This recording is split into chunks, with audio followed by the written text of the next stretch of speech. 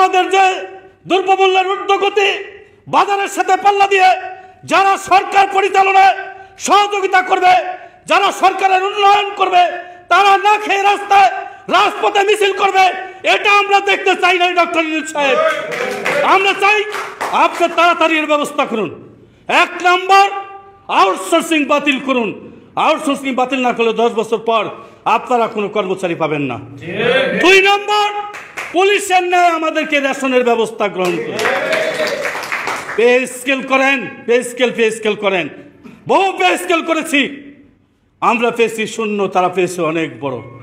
এই পে স্কেলের পরিবর্তে আজকে আমাদেরকে রেশনিক ব্যবস্থা চালু করে দিতে হবে পুলিশের দামের মতো।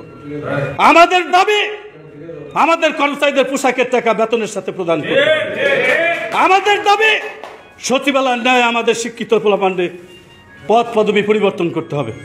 আমাদের দাবি, আজকে ডক্টর ইউনূস সাহেব আপনার অন্তর্বর্তী সরকারের কাছে বলতে চাই, 3 মাস ক্ষমতায় এসেছেন, আজকে বিজ্ঞপ্তি হয়েছে, ওই জনপ্রশাসনের সিনিয়র সচিব বলেছে 18,000 বিসিএস কর্মকর্তা নিয়োগ করবেন। আমরা কোথায় থেকে এসেছি? আমাদেরকে 18,000 না, 18 লক্ষ কর্মচারী নিয়োগ দিতে হবে, অবিলম্বে দিতে হবে। কি পেয়েছেন? যা খুশি তাই করবেন, মেনে নেব? অতীতে বহু আন্দোলন করেছি, আজকে সচিবালয়ের ভাইয়ের আন্দোলন করছেন।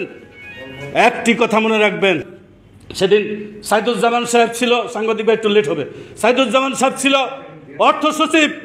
সাইদুজ্জামান সাহেবকে রাত 11টার সময় ডেকে আনলো বঙ্গভবন এরশাদ সাহেব, বলল, আমরা বললাম স্যার আমরা ভালো জিনিস খাইতে চাই না, শুধু ছেলে মেয়েরা যদি একটু সেমাই রাঁধতে দিয়ে দিতে পারি ঈদের দিন, তাহলে ছেলে মেয়ে মনে করে আজকে ঈদ হচ্ছে।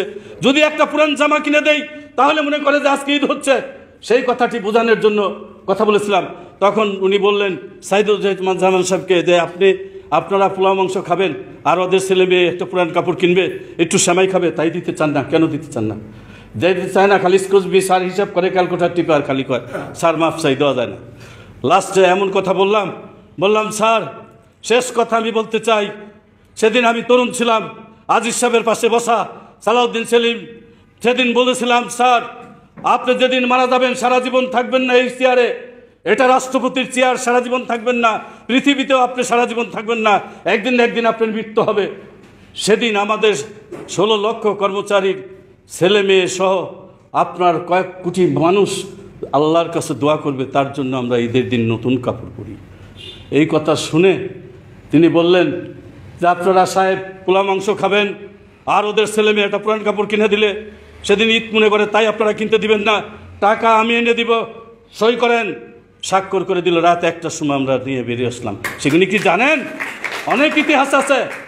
নিম্নমান সহকারী আসছিলেন যারা 3য় শ্রেণীর ভাইরা, প্রশ্ন করলাম আলোচনার টেবিলে যায় যে একজন লোক ইন্টারভিউ দিলে ভালো, তাকে ভেরিফাই করলেন, ভালো দেখেই তো তাকে চাকরি দিলেন, না খারাপ দেখে দিচ্ছেন? কয় ভালো দেখে দিছি। তো যদি ভালো দেখে দিয়ে থাকেন তাহলে তাকে কেন নিম্নমান সহকারী বলেন? আপনারা যদি নিম্নমান সহকারী বলেন তাহলে বাইরের মানুষের চোর বলবে আমাদের কর্মচারীদেরকে। সেদিন বললেন কথা তো ঠিক, চিন্তা ভাবনা করে সেদিন পরিবর্তন করলাম। কি করলাম? নিম্নমান সহকারীর অফিস সহকারী, একজন সুইপারকে ক্লিনার, এরকম অনেক পদ পদবি পরিবর্তন আমরা সেদিন করেছি।